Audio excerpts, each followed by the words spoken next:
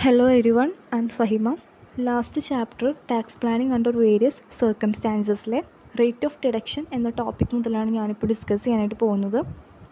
നമ്മുടെ ടെക്സ്റ്റ് ബുക്കിലെ page number 209 ഈ ഒരു ടോപ്പിക് വരുന്നത്. Rate of deduction in case an assessee sets up A new business unit in the given list of specified businesses, a deduction at the rate of 100% of capital expenditure incurred shall be allowed. This deduction shall be allowed in the year in which this expenditure is incurred. ഇവിടെ പറയുന്നത് ഒരു assessee specified ബിസിനസ്സിൻ്റെ ലിസ്റ്റിൽ പെടുന്ന ഒരു പുതിയൊരു business unit തുടങ്ങുകയാണെന്നുണ്ടെങ്കിൽ അതിന് വന്നിട്ടുള്ള ക്യാപിറ്റൽ എക്സ്പെൻഡിച്ചറിൻ്റെ 100% എമൗണ്ടും ഡിഡക്ഷനായിട്ട് എലൗബിൾ ആണെന്നാണ്. അതായത് അസസ്സി ഒരു പുതിയൊരു സ്പെസിഫൈഡ് ബിസിനസ്സിൻ്റെ യൂണിറ്റ് സ്റ്റാർട്ട് ചെയ്യുകയാണെന്നുണ്ടെങ്കിൽ അതിന് വന്നിട്ടുള്ള ക്യാപിറ്റൽ എക്സ്പെൻഡിച്ചറിൻ്റെ ഫുൾ എമൗണ്ടും ആ ഒരു മൊത്തം എമൗണ്ടും ഡിഡക്ഷനായിട്ട് കിട്ടും എന്നാണ് പറയുന്നത്. ആ ഒരു ക്യാപിറ്റൽ എക്സ്പെൻഡിച്ചർ ഇൻകേർഡ് ആയിട്ടുള്ള ഒരു ഇയറിലെ ഡിഡക്ഷൻ മാത്രമേ എലോ ചെയ്യുള്ളൂ എന്ന് പറയുന്നുണ്ട്. ദെൻ ഇതിന് റിലേറ്റഡ് ആയിട്ട് നമ്മൾ നോട്ട് ചെയ്യേണ്ട കുറച്ച് പോയിൻറ്റ്സ് പറയുന്നുണ്ട്. First point, this deduction will not be available in case of an expenditure incurred on the purchase of land, goodwill or financial instruments. നമ്മളിപ്പോൾ പറഞ്ഞു ക്യാപിറ്റൽ എക്സ്പെൻഡിച്ചേഴ്സിൻ്റെ 100% എമൗണ്ടും ഡിഡക്ഷൻ കിട്ടുന്നു. പക്ഷേ ലാൻഡ്, ഗുഡ്വിൽ, അതുപോലെ തന്നെ ഫിനാൻഷ്യൽ ഇൻസ്ട്രുമെൻറ്റ്സ് ഈ ഒരു മൂന്ന് എക്സ്പെൻഡിച്ചേഴ്സിനും ഈ ഒരു ഡിഡക്ഷൻ അവൈലബിൾ അല്ല എന്നാണ് ഈ ഒരു പോയിന്റിൽ പറയുന്നത്. Then second point, any capital expenditure incurred by the assessee prior to the commencement of operations of the new unit shall also be allowed as deduction. അതായത് പുതിയ ബിസിനസ് യൂണിറ്റിൻ്റെ ഓപ്പറേഷൻസൊക്കെ തുടങ്ങുന്നതിന് മുമ്പ് തന്നെ ക്യാപിറ്റൽ എക്സ്പെൻഡിച്ചേഴ്സൊക്കെ ചിലപ്പോൾ ഉണ്ടായിട്ടുണ്ടായിരിക്കും. അങ്ങനെ ആ ഒരു സ്പെസിഫൈഡ് ബിസിനസ്സിൻ്റെ ഓപ്പറേഷൻസൊക്കെ തുടങ്ങുന്നതിന് മുമ്പ് ഉണ്ടായിട്ടുള്ള ഒരു ക്യാപിറ്റൽ എക്സ്പെൻഡിച്ചേഴ്സിനും ഡിഡക്ഷൻ അലൗബിൾ ആണെന്നാണ് ഇവിടെ പറയുന്നത്. പക്ഷേ അസസ്സി ആ ഒരു എക്സ്പെൻഡിച്ചേഴ്സിൻ്റെ എമൗണ്ടൊക്കെ ക്യാപിറ്റലൈസ് ചെയ്യണമെന്ന് പറയുന്നുണ്ട്. അതായത് അസസ്സിയുടെ ബുക്സ് ഓഫ് അക്കൗണ്ട്സിൽ ആ ഒരു എക്സ്പെൻഡിച്ചേഴ്സൊക്കെ റെക്കോർഡ് ചെയ്തിട്ടുണ്ടായിരിക്കണം എന്ന് പറയുന്നുണ്ട്. ദെൻ തേർഡ് പോയിന്റിൽ പറയുന്നത്, in case assessee has enjoyed the benefit of deduction under section 35 AD, he cannot claim any deduction for the same expenditure under section 80 or any other provisions of income tax act. ഇവിടെ പറയുന്നത് അസസ്സിക്ക് section 35 AD പ്രകാരം deduction കിട്ടിയിട്ടുണ്ടെന്നുണ്ടെങ്കിൽ ആ ഒരു same എക്സ്പെൻഡിച്ചറിന് പിന്നെ മറ്റൊരു സെക്ഷൻസോ അല്ലെങ്കിൽ പ്രൊവിഷൻസോ പ്രകാരം deduction claim ചെയ്യാനായിട്ട് പറ്റില്ല എന്നാണ്. അതായത് 35 AD പ്രകാരം ഡിഡക്ഷൻ കിട്ടിയിട്ടുണ്ടെന്നുണ്ടെങ്കിൽ ആ സെയിം എക്സ്പെൻഡിച്ചറിന് തന്നെ മറ്റൊരു സെക്ഷനോ അല്ലെങ്കിൽ പ്രൊവിഷൻസോ പ്രകാരം ഡിഡക്ഷൻ ക്ലെയിം ചെയ്യാനായിട്ട് സാധിക്കില്ല.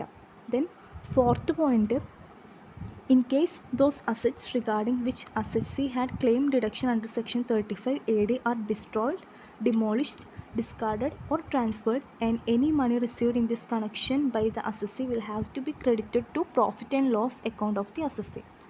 അതായത് ഇവിടെ പറയുന്നത് സെക്ഷൻ 35 AD ഡിഡക്ഷൻ ക്ലെയിം ചെയ്തിട്ടുള്ള അസറ്റ്സിനൊക്കെ ഡിസ്ട്രക്ഷനോ അല്ലെങ്കിൽ ഡിമോളിഷനോ അല്ലെങ്കിൽ ഡിസ്കാർഡോ ട്രാൻസ്ഫറോ അങ്ങനെ എന്തെങ്കിലുമൊക്കെ സംഭവിക്കുകയാണെന്നുണ്ടെങ്കിൽ സെക്ഷൻ 35 AD പ്രകാരം ഡിഡക്ഷൻ ക്ലെയിം ചെയ്തിട്ടുള്ള അസറ്റ്സിന് വല്ല നാശം അല്ലെങ്കിൽ ട്രാൻസ്ഫറോ ഡിമോളിഷനോ അങ്ങനെ എന്തെങ്കിലുമൊക്കെ സംഭവിക്കുകയാണെന്നുണ്ടെങ്കിൽ ആ റിസീവ് ചെയ്തിട്ടുള്ള മണി അസസ്സിയുടെ പ്രോഫിറ്റ് ആൻഡ് ലോസ് അക്കൗണ്ടിലേക്ക് ക്രെഡിറ്റ് ചെയ്യണമെന്ന് പറയുന്നുണ്ട്. ദെൻ ലാസ്റ്റ് പോയിന്റിൽ പറയുന്നത്, in case of a loss in specified business the same shall be set off against the profit of another specified business only. In case it is not possible in that year then unabsorbed part of the loss shall be carried forward to be set off against the profit of the specified business in future years. Carry forward is allowed over indefinite number of years. അതായത് ഇത് നമുക്കറിയുന്ന കാര്യം തന്നെയാണ് പറയണത്. Specified ബിസിനസ്സിൽ നിന്ന് വരുന്ന ലോസിന് നമുക്ക് സ്പെസിഫൈഡ് ബിസിനസ്സിൽ നിന്നുള്ള പ്രോഫിറ്റായിട്ട് മാത്രമേ സെറ്റ് ഓഫ് ചെയ്യാനായിട്ട് സാധിക്കുകയുള്ളൂ. മറ്റൊരു കാറ്റഗറിയിൽ നിന്നുള്ള പ്രോഫിറ്റുമായിട്ട് നമുക്ക് ആ ലോസിനെ സെറ്റ് ഓഫ് ചെയ്യാനായിട്ട് സാധിക്കില്ല. ഓൺലി ഈ ഒരു സ്പെസിഫൈഡ് ബിസിനസ്സിൽ നിന്ന് ഉണ്ടാകുന്ന ആ ഒരു പ്രോഫിറ്റായിട്ട് മാത്രമേ നമുക്ക് സെറ്റ് ഓഫ് ചെയ്യാനായിട്ട് സാധിക്കുകയുള്ളൂ.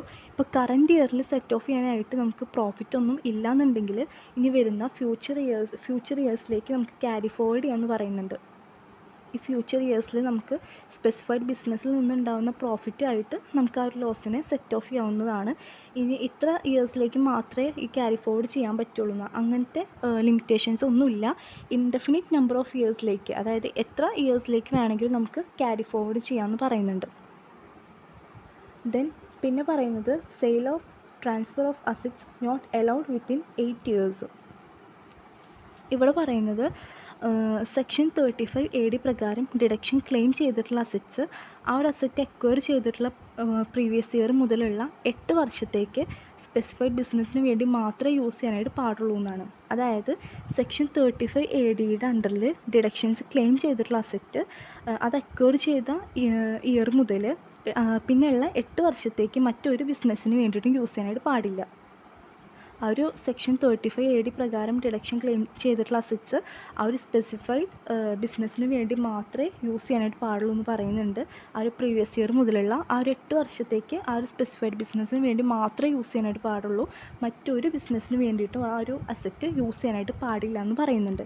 ഇവിടെ പറഞ്ഞ പോലെ ആ ഒരു സ്പെസിഫൈഡ് പീരീഡിൽ മാത്രമേ ആ ഒരു അസറ്റ് യൂസ് ചെയ്തിട്ടുള്ളൂ എന്നുണ്ടെങ്കിൽ സെക്ഷൻ 32 പ്രകാരം ഡിപ്രിസിയേഷൻ്റെ ആ ഒരു റെഡ്യൂസ് ആയിട്ടുള്ള എമൗണ്ട് നമുക്ക് ഡിഡക്ഷൻ കിട്ടുമെന്ന് പറയുന്നുണ്ട്. ആ ഡിഡക്ഷൻ കിട്ടുന്ന എമൗണ്ട് അസസ്സിയുടെ ബിസിനസ് ഇൻകം ആയിട്ട് ഡീം ചെയ്യുമെന്നും പറയുന്നുണ്ട്. അതായത് അസസ്സിയുടെ ബിസിനസ് ഇൻകം ആയിട്ട് അത് കണക്കാക്കുള്ളൂ എന്നും പറയുന്നുണ്ട്. സോ ഇത്രയാണ് എൻ്റെ ടോപ്പിക്ക്. Thank you.